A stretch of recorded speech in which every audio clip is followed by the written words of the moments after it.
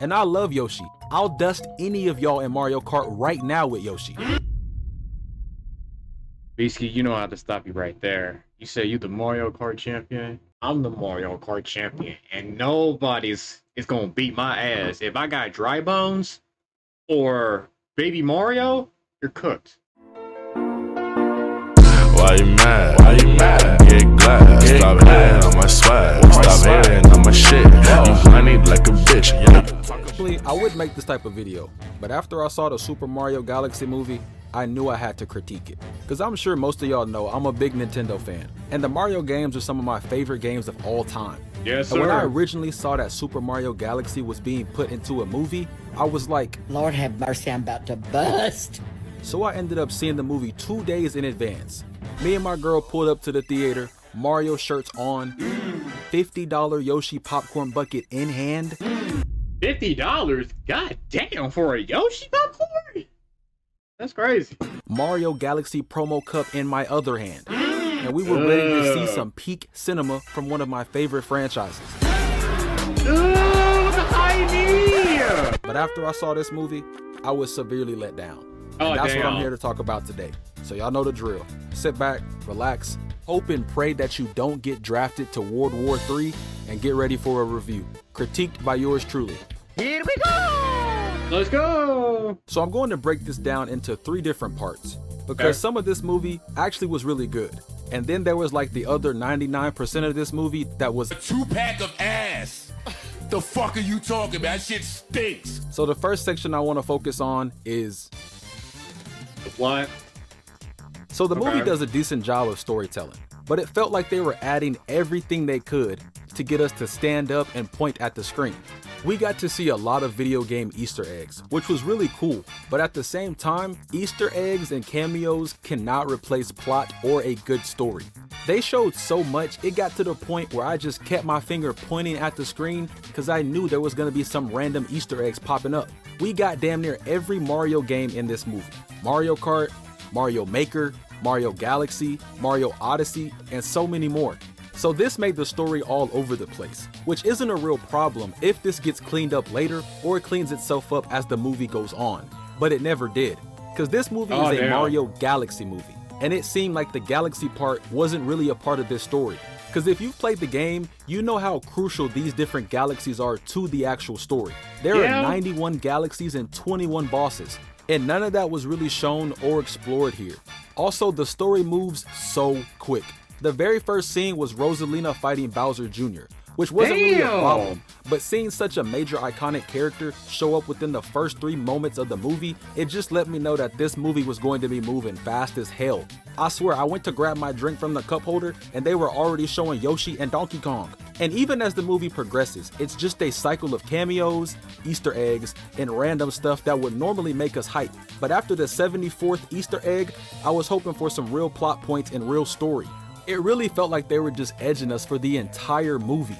The entire movie was just, oh shit, look, it's that one thing from that one game. And then that was it. And on top of this stuff, a lot of the stuff in the story didn't make sense. Like they found Yoshi as a grown ass man and just accepted him into the group. And I love Yoshi. I'll dust any of y'all in Mario Kart right now with Yoshi. Beasky, you know how to stop you right there. You say you the Mario Kart champion? Guess what? I'm the Mario Kart champion, and nobody's is gonna beat my ass. If I got dry bones or baby Mario, you're cooked. Everyone is cooked. We can go for a bet right now for $200, nigga. Let me stop because I am a little bit rusty, but I'm not that damn rusty. I'm not that rusty, but I am a little rusty. You probably might cook my ass. I ain't gonna lie. But let me shut the fuck up. But this moved way too fast. And he also didn't really have much impact on the story. Yoshi is a big enough character for him to get some big moments, but that didn't even happen. Even Toad was confused on why Yoshi was so quick to be accepted into the group, because in their first movie, they put Toad on the sideline for a majority of the film. And now in this movie, a random green dinosaur is just drafted first round to the Mario All-Star team. So when Toad saw Yoshi in the movie, he was like, yo, let me get 2 steak and cheeses, my G.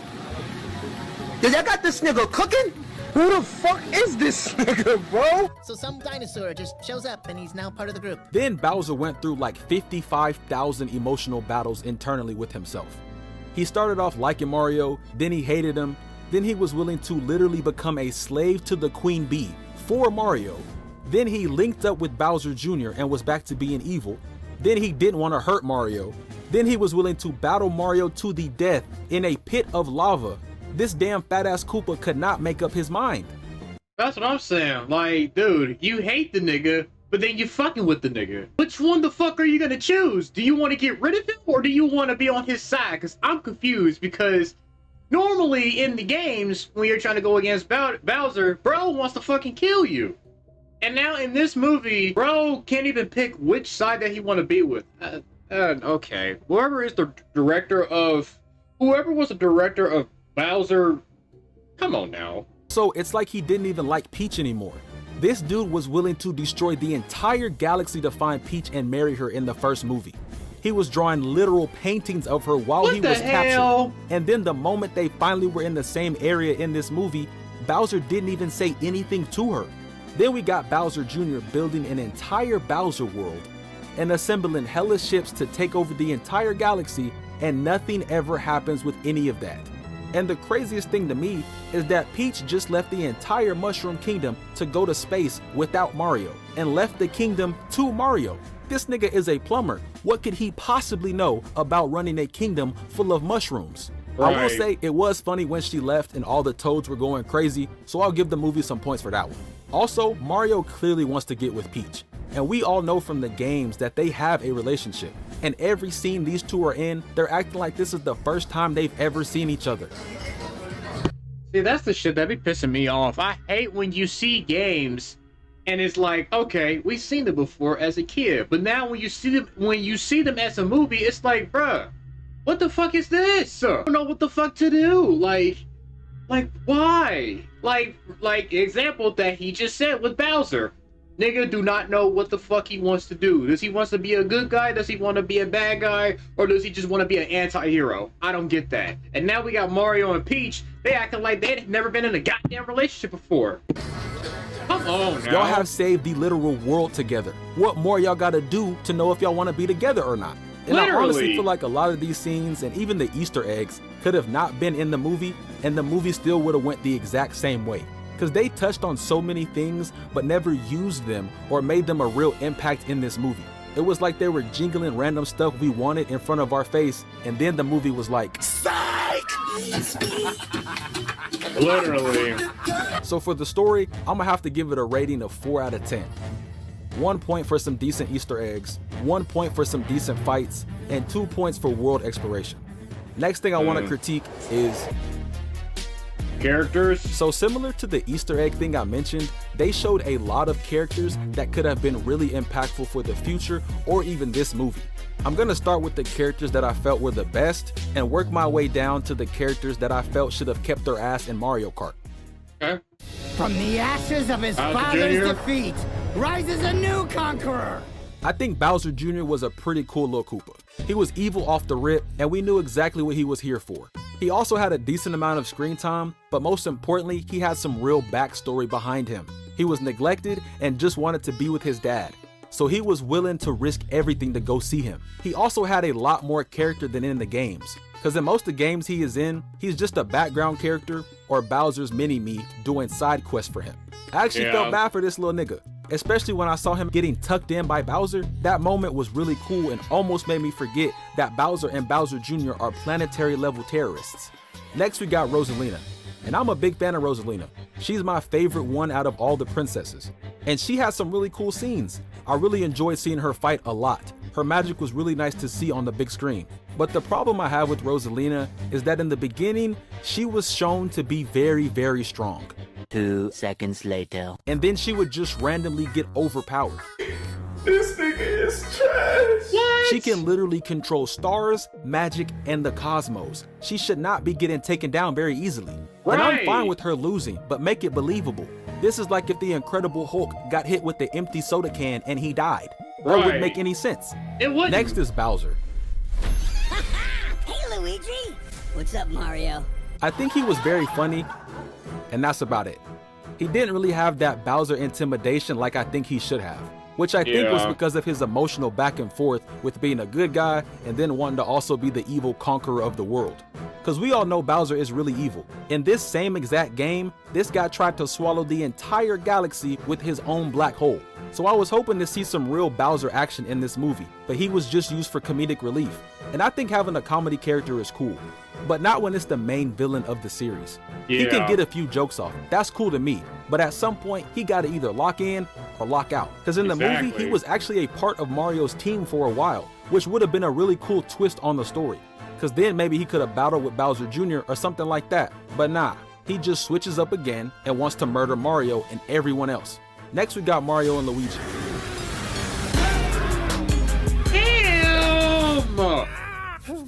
I think they were what we all expected.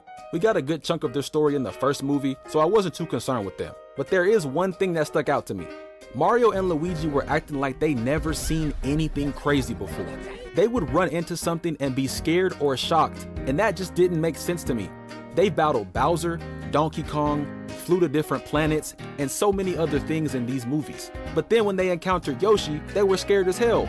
Mind you, they seen Yoshi's in the first movie. Why are we acting like this is something crazy? Next is going to be Toad. So some dinosaur just shows up and he's now part of the group. And I like Toad a lot. He's a cool side character.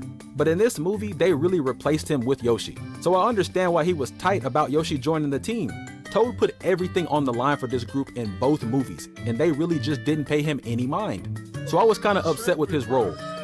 I'm not even gonna lie. It's fucked up that Toad gotta get kicked to the curb and got sit on the sidelines because of Yoshi. Like, y'all could have at least put Toad in the field. Like, come on now. Don't get me wrong. I fuck with the homie Yosh, but you gonna sideline Toad after what he did in the first movie? That don't sit right with me. It don't. Next characters are gonna be heavy spoilers, so if you haven't left already, go ahead and get out of here.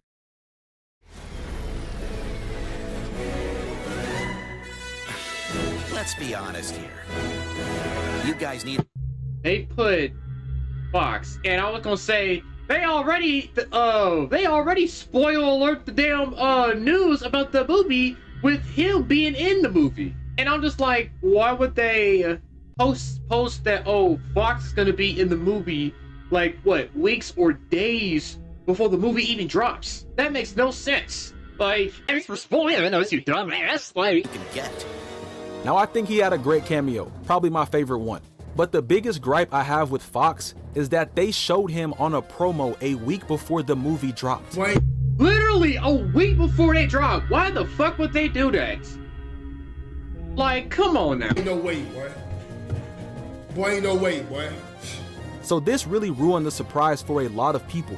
We already gotta mute our Twitter feed to not get spoilers and leaks. And then exactly, like nowadays, when something is about to drop, game, movie, or anything that you like on a TV show or anything, you have to mute. You have to mute anything. Like, for example, YouTube, especially Twitter, Facebook, Instagram, shit, even TikTok. We just can't, just wait for something that's gonna drop just for us to get surprised without motherfuckers. I gotta post something before it even drops. Like, that shit be so annoying. Like, and I hate that I gotta put my shit on D&D because y'all niggas wanna sit up here and post shit. Like, I don't wanna get spoiled.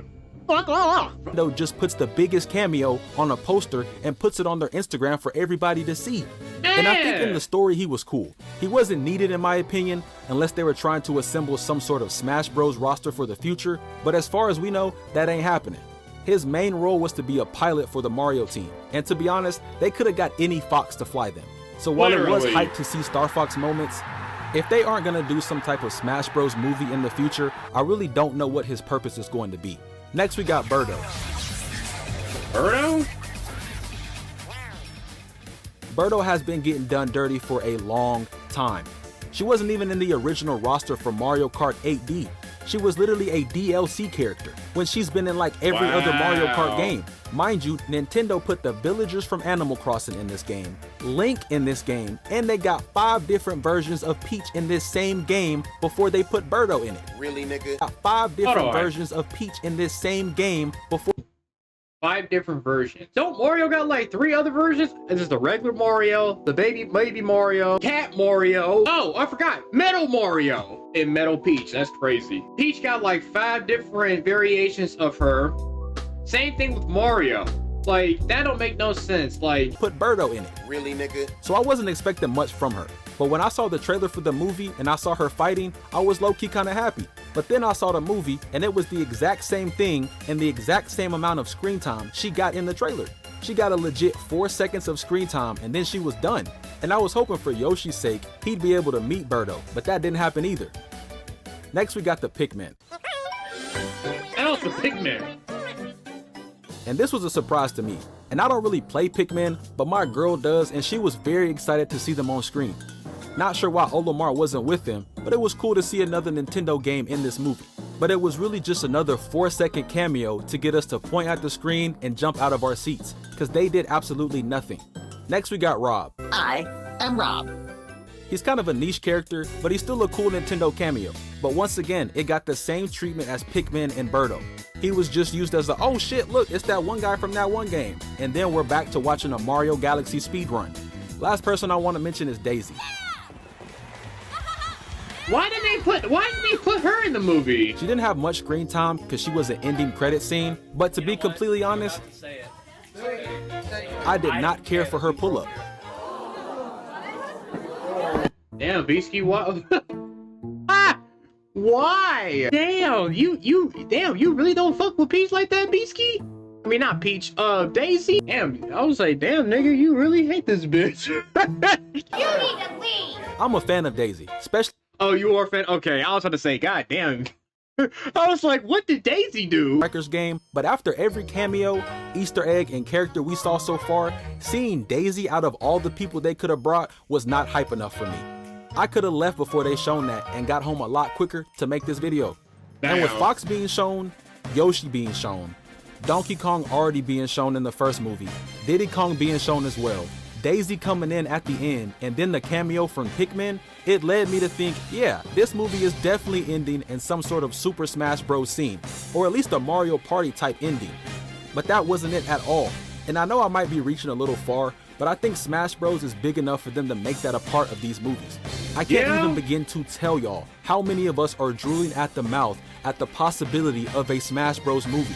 Because if you think about it, we really already have a good amount of the roster already in some of these movies that have came out. We got Sonic, Mario, Luigi, Peach, Yoshi, Daisy, Bowser, Bowser Jr., Diddy Kong, Donkey Kong, Pikachu, Greninja, Jigglypuff, Mewtwo, Fox McCloud, Pikmin, Rob, and Rosalina. All we need is Samus and Link, and I'm bringing my Switch controller to the next movie. But I was gonna say, oh yeah, if they put Ike and what's that one character? Terry from what?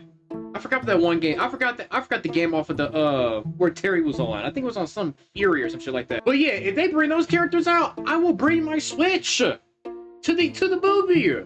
And they didn't do that, which is okay too, but I do think they edged us a lot with these cameos. And another way it could have ended was to be tied into the Sonic universe. I don't know how the animation style would work, but the Mario and Sonic Olympic games would have been really cool to start up. Oh, that would be cool though, because I know that Mario and Sonic did have like games together. That would be cool. And we already got more than half the roster. All we need is Wario, Waluigi, and Vector. I was say bring my girl Blaze and Silver. Oh yeah, man, come on now. And while I'm on the topic, Wario would have been really cool to see at the end of this movie. He would I feel like anybody would have been better than Daisy. Either Wario or Waluigi. That would have been perfect. And there was even a credit scene before Daisy showing Fox going back home, which was kind of cool to see, but nigga, you could have flew home during the movie. We didn't need your furry ass taking up one half of the ending credit scenes. I think I roasted this movie enough. Let's get on with the final part. What I liked? Not gonna lie, it's not gonna be a lot in this section. The movie was very rushed and overall a mess, but I will give some props to it since I don't want Nintendo to kidnap my parents and cut off my water supply. So the first thing I'll say about this movie is they did some really good humor. From niche references to video games, like when Toad asked Fox to do a barrel roll, to crazy stuff like Yoshi eating someone and turning them into an egg, I think that was all really good. The movie was more funny than anything else. And I get that, because this movie isn't for a grown-ass man, it's mainly for a younger audience. And I could tell the TikTok brain rot kids were eating this up. Every joke that was happening, they were falling out of their seat. Yeah, they would. They didn't care about Fox. They didn't care about the plot. Them little niggas just wanted to laugh. And I think the movie was A+ for that. Next is the music and overall colors. I think they did a great job. There was a lot of memorable video game music, and also the scenes where they were looking at different galaxies looked really, really good. I also want to shout out to Luigi, because he was still very scared in this movie, but he had some really courageous moments that we normally don't get to see from him. And I know I complain about the cameos and Easter eggs, but there was some really cool ones in here. Seeing the dinosaur from Odyssey was cool, seeing the bees from Mario Galaxy was really cool, and getting to see Bowser Jr.'s hovercraft and his paintbrush was super tough. And last thing I'll say is, I still enjoyed this movie from a video game enthusiast standpoint. Anytime I'm able to see my childhood video game characters in an actual movie or TV show, and it's not some bullshit AI video sent to me by my friend, I'm all here for it. I love Mario, and I played damn near every Mario game he's had. Even the ones that came out before I was born. I really do this Mario shit. So this movie... Hey, same thing with me. I love Mario. I've been loving Mario Kart ever since on the DS. Started on the DS debut, but no, that wasn't my first start. Super Mario Bros. 3 on the Super Nintendo was my debut of playing Mario games. Swear to God, my grandma got me hooked on that game so much to where I became addicted. I became a Mario addicted fan for life. Swear to God. He still makes my inner kid really happy. But since I'm not a kid anymore, this movie was kinda ass. But I'm tired of critiquing this movie. Go buy some tickets, go buy an overpriced $50 Yoshi popcorn bucket, and go see it for yourself. You can see what I felt like. But I'm tired of talking to y'all. Cue my outro music. Video, man, WVid. Yeah, that was good. I like that. Some of the stuff that he said on there were true. I'm kind of sorry there was like not that many characters they could have brought back. Like they could have brought back Waluigi, Wario, like any other characters, but like bringing characters that we already like seen in the first movie, like I could at least run some of the characters as a return, or not a return, but like a debut to the movie. But I don't know. But hopefully you guys enjoyed this. If you did, you already know what to do. But other than that, I'll see you in the next video. We out of here. Peace.